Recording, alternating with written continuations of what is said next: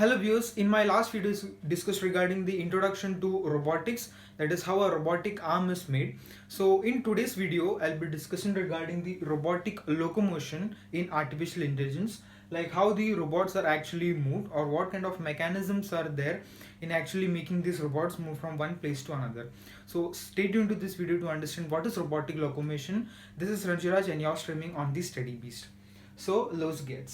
So first of all, locomotion is the mechanism which makes a robot capable of moving from its environment. That is from one place to another place. In order to move that particular robot, we coin the term locomotion. So in robots, there are three different types of locomotion. So the very first type is leg locomotion.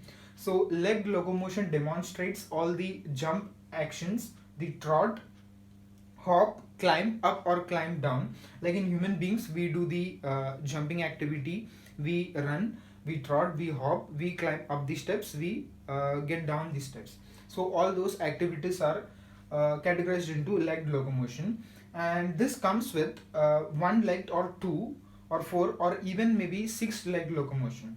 Now one legged locomotion is there, two legged in human beings, four-legged in animals, like for example a cheetah, or if a tiger is there, then four-legged locomotion will be there. And there is a six-leg locomotion. Now this depends upon the configuration of which kind of robot you are actually using. So all those things actually depend upon this leg locomotion. So if the number of legs increases, and like if beyond 6, like 8 or 10 or even maybe 12, then that configuration or the complexity to manage that particular robot goes on increasing.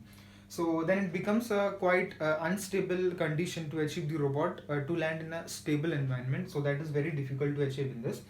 And there is a term called as gates, which calculates all the total number of gates. So this total number of releases, that is each pair of legs. So for example, if there is a six-legged robot, so all the legs which are there, so event of actually releasing and contracting those particular legs are calculated as gait. So an example of this leg locomotion is in the recent years some research has been made by the Massachusetts Institute of Technology, that is MIT. They have made a cheetah. You can find the videos on YouTube that how that particular cheetah moves, or it actually jumps from one step to another, and it makes the diving and all those activities. So that is a very good example of legged locomotion. Then the possible events you can see in that particular cheetah is that there are six possible events in this. So that robot is actually having, I think, four or six legged. It is a six legged. I think that is it is a six legged cheetah. So it has left leg lifting up, then left leg releasing, right leg lifting, right leg releasing, lifting both legs together and releasing both legs together. So this is used for jumping and hopping, and other two are used for locomotion from moving ahead or taking a step back. So this is the leg locomotion. Then we have the wheeled locomotion. So this requires fewer number of motors to accomplish movement, and it has more power efficiency as compared to leg locomotion. Means like in vehicles you have wheels, so moreover you can compare to automobiles, like all the similar applications you can find here. So the very first type in this is a standard wheel. So this rotates around the wheel axle and around a contact. So this is like the normal vehicle where you have the tires here and here, so it will move in this direction. Either it can take this direction, forward direction, or it can move in the backward direction. So all these possibilities are there, which you can find in the normal automobile, which you can have in the standard wheel. Next is the caster wheel. So this rotates around the wheel axle. Along with this, it has an offset which is kept for steering joint. So what this offset actually does is that although it has this configuration, an offset which may actually extend this up to this level, or it can even shrink to particular distance.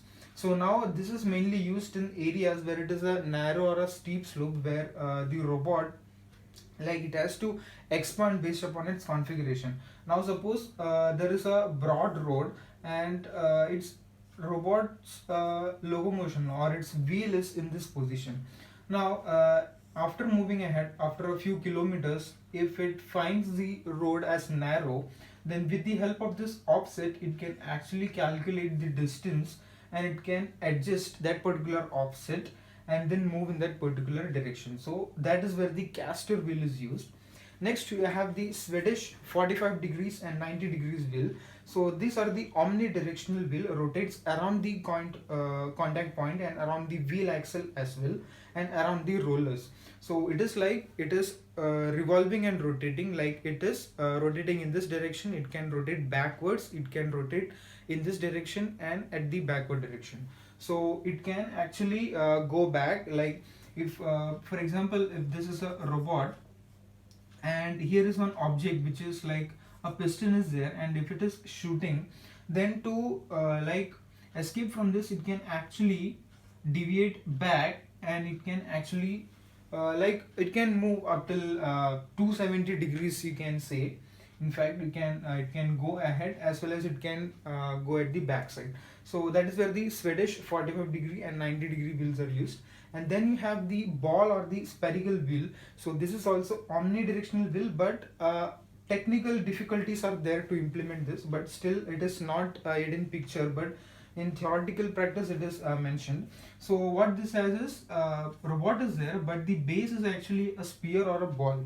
So now consider like you have at the earlier old school mouses you had.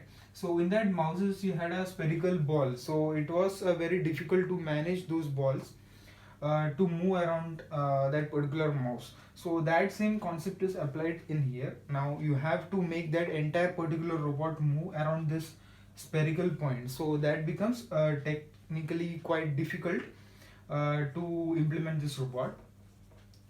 So that's where the ball or spherical wheel is used. So this is not yet in picture, but all three above three are there in implementing the wheeled locomotion. And the final one to talk about is the skid locomotion.